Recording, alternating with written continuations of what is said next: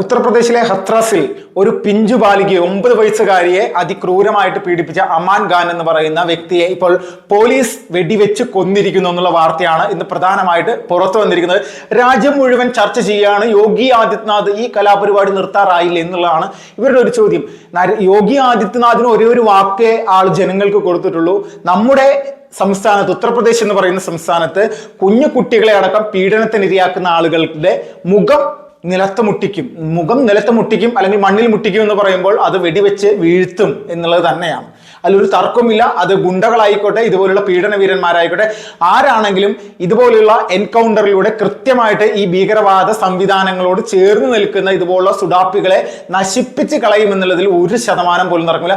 നമ്മുടെ കൊച്ചു കേരളത്തിലും ഇതേപോലെയുള്ള നിലപാടുകൾ സ്വീകരിക്കാൻ തരത്തിലേക്കുള്ള ഒരു ഭരണാധികാരിയാണ് നമ്മൾക്ക് ആവശ്യം. അത്രത്തോളം ക്രിമിനൽ ആക്ടിവിറ്റീസുകൾ നമ്മുടെ നാട്ടിൽ നടക്കുന്ന ഒരു കാലഘട്ടത്തിലൂടെയാണ് നമ്മൾ ഓരോരുത്തരും പോയിക്കൊണ്ടിരിക്കുന്നത്. അപ്പൊ ഇതുപോലെ ക്രിമിനൽ ടീംസിനെ പൂർണ്ണമായിട്ടും നമ്മുടെ നാട്ടിൽ നിന്നൊക്കെ ഒഴിവാക്കണമെങ്കിൽ, അടിച്ച് പുറത്താക്കണമെങ്കിൽ ഇതുപോലെ പല രീതിയിലുള്ള ആക്രമണങ്ങളിലൂടെ ഭീകരവാദ ഗ്രൂപ്പുകളിൽ പെടുന്ന ആളുകൾ അടക്കമുള്ള ഇതുപോലെ ചിന്താഗതിയുള്ള ആളുകളെ നശിപ്പിച്ച് കളയുക എന്നുള്ളതാണ് ഒരു അടിസ്ഥാനപരമായിട്ടുള്ള കാര്യം. അപ്പൊ ഇത് പരിശോധിക്കുമ്പോൾ ഏകദേശം ഇപ്പോൾ 200-നോളം അടുത്ത് ആളുകളെയാണ് ഉത്തർപ്രദേശിൽ ഇതുപോലെ പോലീസുകാർ വെടിവെച്ച് കൊലപ്പെടുത്തി. ആരൊക്കെയാണ് ഇവന്മാർ?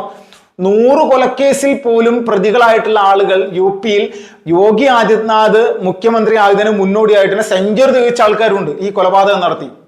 അപ്പോൾ ഈ സെഞ്ചുറി തികച്ച ആളുകളൊക്കെ ആരുടെ ഭരണകാലത്താണ് വീണ് അല്ലെങ്കിൽ വലിയ രീതിയിൽ പൂണ്ട് വിളയാടിയിരുന്നത്? അത് അഖിലേഷ് യാദവും മായാവതി അടക്കമുള്ള ആളുകളുടെ ഭരണകാലത്താണ്. അപ്പൊ BJP-യെ സംബന്ധിച്ച്, യോഗി ആദിത്യനാഥിനെ സംബന്ധിച്ച് ആ നാട്ടിൽ ഒരു സമാധാന അന്തരീക്ഷം ഉണ്ടാക്കുക. നിരന്തരമായിട്ടുള്ള സ്ഫോടനങ്ങൾ, നിരന്തരമായിട്ടുള്ള കലാപങ്ങൾ, നിരന്തരമായിട്ടുള്ള സ്ത്രീകൾക്ക് നേരെയുള്ള അതിക്രമങ്ങൾ, അതോടൊപ്പം തന്നെ ജാതീയമായിട്ടുള്ള സംഘർഷങ്ങൾ, ഇതൊക്കെയായിരുന്നു ഉത്തർപ്രദേശിന്റെ ഒരു മുഖമുദ്രയായിട്ട് ഒരു കാലഘട്ടത്തിൽ നിലനിന്നിരുന്നത്. പ്രധാനമായിട്ട് സുഡാപ്പി ഭീകരന്മാരുടെ ഒരു ഭാഗത്തുനിന്നുള്ളൊരു ഒരു പ്രത്യേകത എന്ന് വെച്ചാൽ ആ നാടിനെ നശിപ്പിക്കുക, ഏതെങ്കിലും തരത്തിൽ നശിപ്പിക്കുക. ഏകദേശം 15.5 കോടി ഹിന്ദുക്കളുള്ള ഒരു സംസ്ഥാനമാണ് ഉത്തർപ്രദേശ്. അതിൽ ഏകദേശം 80% ഹിന്ദു ജനസംഖ്യ. അപ്പൊ നമ്മൾ ചിന്തിച്ച് നോക്കണം, അതുപോലെയുള്ള ഒരു സംസ്ഥാനത്ത് നിരന്തരമായിട്ട് സുഡാപ്പികളുടെ പലതരത്തിലുള്ള ആക്രമണങ്ങൾ നേരിടുക. ഇതിന് പരിഹാരം, ഇതിന് സൊല്യൂഷൻ എന്താണ്? ഇവിടെ സുഡാപ്പികൾക്കെതിരെയുള്ള ഒരു കൃത്യമായിട്ട് നിലപാടെടുക്കുന്ന ഒരു മുഖ്യമന്ത്രിയാണോ ഉത്തർപ്രദേശിന് ആവശ്യം.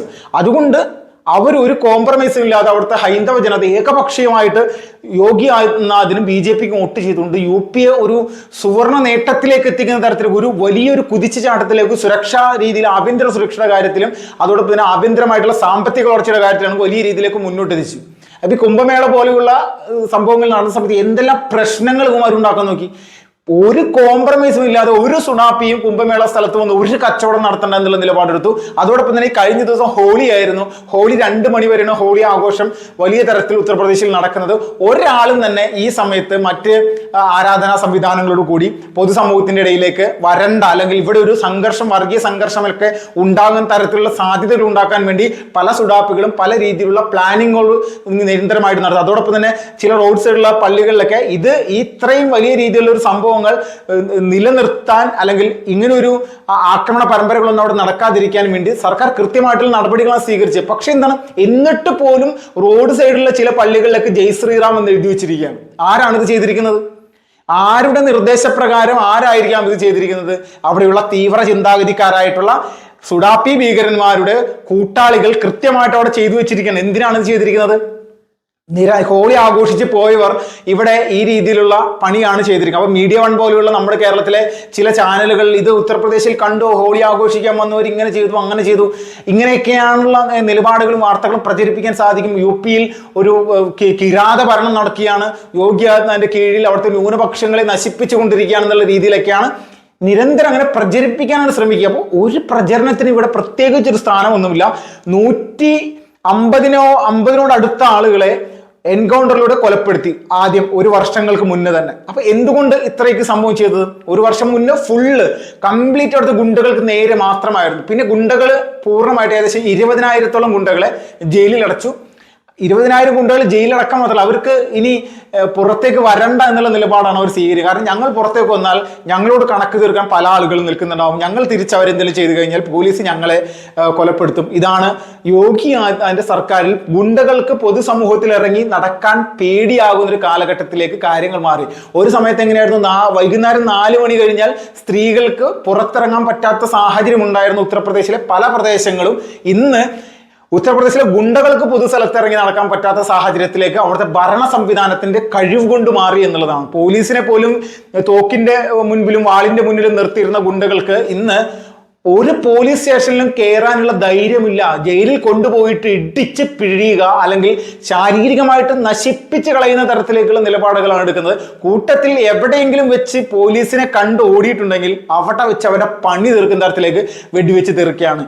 കാപ്പ പോലുള്ള സംവിധാനങ്ങളൊക്കെ നമ്മുടെ നാട്ടിലാണ് എന്തോ ഒരു ഗുണ്ടകളെ സംബന്ധിച്ച് അവർക്ക് ഒരു പൂമാല ഇട്ട് കൊടുക്കുന്നത് പോലെ സ്വന്തം നാട്ടിൽ നിന്ന് കുറച്ച് നാൾ മാറി നിൽക്കണം, ഇതിനു വേണ്ടിയിട്ടുള്ള ഒരു നിയമം മാത്രമായി മാറിയിരിക്കുകയാണ്. കുറച്ച് നാൾ ജയിലിൽ കിടന്നു കഴിഞ്ഞാൽ അതും തീർന്നു പുറത്തേക്ക് പോരാം. പക്ഷെ ജയിലിൽ കിടത്തിയിട്ടോ നാട്ടിൽ നിന്ന് മാറ്റി നിർത്തിയിട്ടോ ഒരു ഗുണ്ടയുടെയും മാനസികാവസ്ഥ ഇന്നോളം മാറിയിട്ടുള്ള ചരിത്രം നമ്മുടെ നാട്ടിൽ ഉണ്ടായിട്ടില്ല. അപ്പോൾ UP സർക്കാരിന് അത് കൃത്യമായിട്ട് അറിയാം.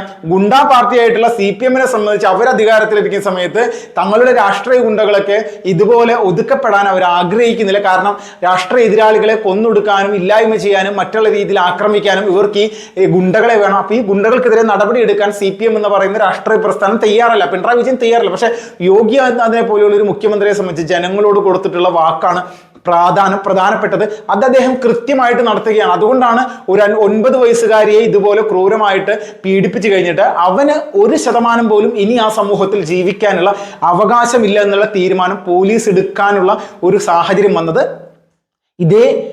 ഇതുപോലെ തന്നെ യോഗിയുടെ വാക്കുകളാണ്. ഇതാണ് യോഗി എന്ന് പറയുന്ന മുഖ്യമന്ത്രിയെ ഉത്തർപ്രദേശിന്റെയും അല്ലെങ്കിൽ അടുത്ത വട്ടം നമ്മുടെ രാജ്യത്തിന്റെ പ്രധാനമന്ത്രി എന്നുള്ള നിലയിലേക്ക് കാര്യങ്ങൾ മാറ്റിയെടുക്കാൻ പറ്റുന്ന തരത്തിലേക്ക് ഉയർത്തേണ്ടത് ഓരോ ഭാരതീയന്റെയും അടിസ്ഥാനപരമായിട്ടുള്ള കാര്യമാണ്. നമ്മളെ സംബന്ധിച്ച് നമ്മുടെ രാജ്യം ഭരിക്കുന്ന ഇന്നത്തെ പ്രധാനമന്ത്രി നരേന്ദ്രമോദിയുടെ കീഴിൽ നിരവധി രീതികളിലാണ് ജിഹാദി ഭീകരവാദികളെ നശിപ്പിക്കുന്ന തരത്തിലേക്കുള്ള നിലപാടുകൾ ഉണ്ടാകുന്നത്. ഓരോ സംസ്ഥാനവും ഇതുപോലെയുള്ള അതിക്രമങ്ങളെ ഇല്ലായ്മ ചെയ്യാൻ വേണ്ടി നിയമനിർമ്മാണം നടത്തുക മാത്രമല്ല കൃത്യമായിട്ടുള്ള പോലീസ് നടപടി ഇതുപോലെ എടുത്തു കഴിഞ്ഞാൽ ഒരാളും ഒരു സ്ത്രീയെയും ഒരു രീതിയിലും ഉപദ്രവിക്കാതെ മുന്നോട്ട് പോകാനുള്ള ഒരു ആത്മവിശ്വാസവും കരുത്തും നമ്മുടെ സമൂഹത്തിനുണ്ടാവും. നമ്മുടെ സമൂഹത്തിന്റെ മുന്നിൽ, പോലീസിന്റെയും സമൂഹത്തിന്റെ മുന്നിലാണ് ഇതുപോലെയുള്ള ക്രിമിനൽസുകൾ വന്ന് വിളയാടി പൂർണ്ണമായിട്ടും നമ്മുടെ നാടിന് ദോഷമാകുന്ന, നമ്മുടെ പെൺകുട്ടികളുടെ ജീവനും സ്വത്തിനുമെല്ലാം ഭീഷണി ഉണ്ടാക്കുന്ന തരത്തിലേക്കുള്ള നിലപാടുകൾ സ്വീകരിക്കുന്നു. 9 വയസ്സുകാരിയെ പോലും ക്രൂരമായി പീഡിപ്പിക്കാനുള്ള മാനസികാവസ്ഥ ഈ ദുഷ്ടനുണ്ടെങ്കിൽ, അല്ലെങ്കിൽ ഈ ഒരു സുഡാപ്പിക്കുണ്ടെങ്കിൽ ആ സുഡാപ്പിയെ കൃത്യമായിട്ട് കാലപുരി കയക്കുക എന്നുള്ളത് തന്നെയാണ് യോഗി ആദിത്യനാഥിന്റെ നിലപാട്. അത് കൃത്യമായിട്ട് നടപ്പിലാക്കിക്കൊണ്ടിരിക്കുകയാണ്. ഇത് ഓരോ രാഷ്ട്രീയ പാർട്ടിക്കും അവിടെ ഗുണ്ടാ സംഘങ്ങളുടെ എണ്ണം പരിശോധിച്ചു കഴിഞ്ഞാൽ ഏറ്റവും കൂടുതൽ ഗുണ്ടാ സംഘങ്ങളുള്ള ഒരു രാഷ്ട്രീയ പാർട്ടി സമാജ്വാദി പാർട്ടിയാണ് ഉത്തർപ്രദേശിൽ. അത്രത്തോളം വലിയ വികൃതമായിട്ടുള്ള ഒരു രാഷ്ട്രീയ ചിന്താഗതി മുന്നോട്ട് കൊണ്ടുപോകുന്ന അഖിലേഷ് യാദവിനെ പോലെയുള്ള ആളുകളെ UPയുടെ മണ്ണിൽ തന്നെ തുടച്ചു നീക്കേണ്ട രാഷ്ട്രീയ തിരഞ്ഞെടുപ്പാണ് വരാൻ പോകുന്നത്. നിയമസഭാ തെരഞ്ഞെടുപ്പായിക്കോട്ടെ, ത്രിതല പഞ്ചായത്ത് ഇലക്ഷനൊക്കെ ഈ സാഹചര്യത്തിലൂടെയുള്ള സംഭവങ്ങളാണ് വരാനിരിക്കുന്നത്. അപ്പോൾ പൂർണ്ണമായിട്ടും UP എന്ന് പറയുന്ന സംസ്ഥാനത്ത് സമാധാനം സൃഷ്ടിക്കാൻ യോഗിക്ക് നിലവിൽ സാധിക്കുന്നു എന്നുള്ളതാണ് ഒരു യാഥാർത്ഥ്യം.